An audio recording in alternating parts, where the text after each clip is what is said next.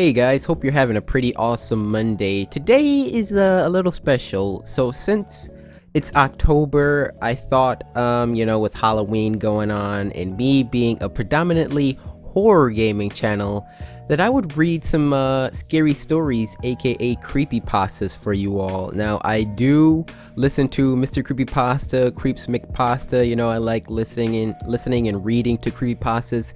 So I thought, why not read some of my channel? I thought it'd be pretty cool. I like to switch things up a little bit, and I know that I don't have a voice like Cry or MCP, but what the heck. So let's get started. I'm going to be reading various creepypastas throughout this month. The first one, starting today, is called Buzz Buzz by Vincent Cava. So sit back, relax, grab a quick snack, turn the lights off, close your eyes, and welcome to a creepypasta.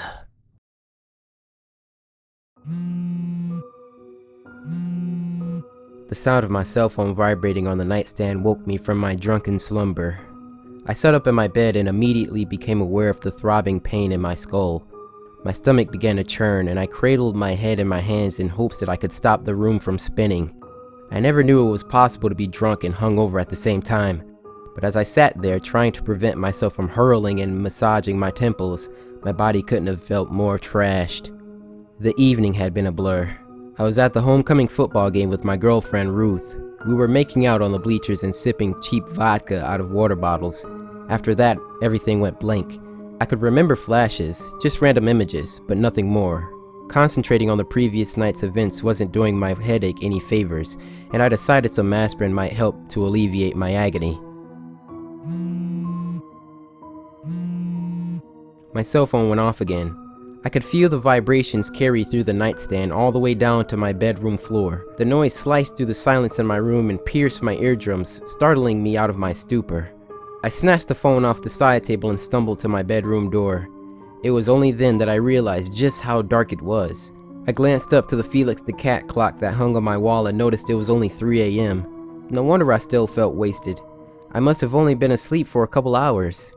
As I wobbled down the stairs on my way to the kitchen where my family kept the aspirin, more images flashed through my mind. There was a house party after the game. My friend Davey was there. He gave Ruth and I a ride home. I remembered sneaking in my house through the back window, raiding the fridge, and passing out in bed with my shoes on, which was odd because I had woken up barefoot in my pajamas.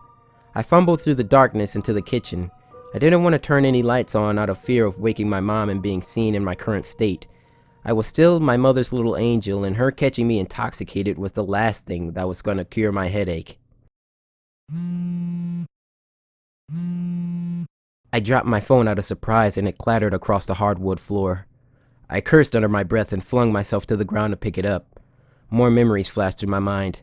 Lying in bed and seeing my mother's face looking down on me, she changed me into my PJs and kissed me goodnight on my forehead. Even though she tended to coddle me, it was still out of character for her to do something like that. She never came into my room unannounced, and she hadn't kissed me goodnight since I was 11. I placed my hand on the hardwood floor in order to push myself to my feet, but I paused when I felt something wet and sticky on the ground. My immediate thought was that I spilled something earlier while rummaging through the fridge, but when I looked at my hand, I knew that wasn't the case. Even in the darkness, I could see the crimson color of the mystery liquid on my palm.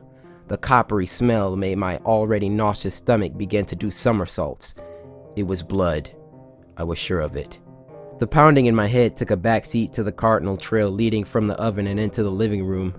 I followed the bloody path, afraid to see what would be at the end of it. The TV was on in the living room. An infomercial for some expensive vacuum cleaner was playing on the screen. I hadn't heard the television because the volume had been placed on mute.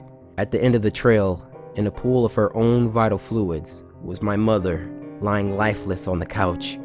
She was completely nude except for her house slippers, as if someone had removed her nightie. Her skin was pale, most likely due to the loss of blood that was still trickling out onto the rug. Considering how nauseous I had been feeling, I'm amazed I didn't vomit when I took a closer look at her. A careful incision had been made along the hairline of her scalp that ran down her face, in front of her ears, around her chin, and back up the other side. I was staring at nothing but the cartilage and muscle tissue that the skin of her face once covered.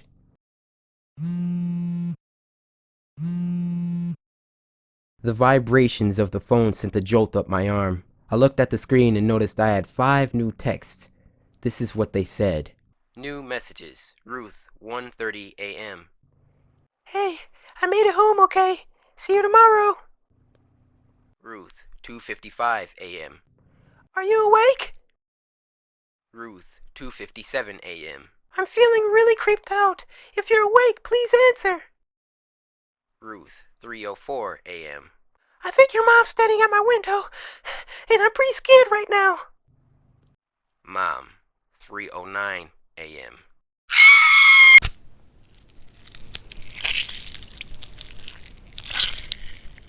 I'm at Ruth's, honey. Why don't you come over and join us when you get this message?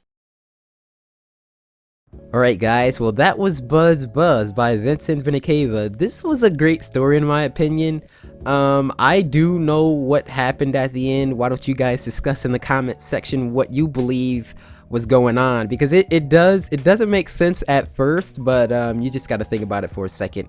Once again, more creepypastas will be coming throughout October since Halloween and stuff like that. And I just want to thank you all for listening. So hopefully you enjoyed this creepypasta. If you did, be sure to samurai slice that like button. Subscribe today to join the samurai. And until next time, my brothers and sisters.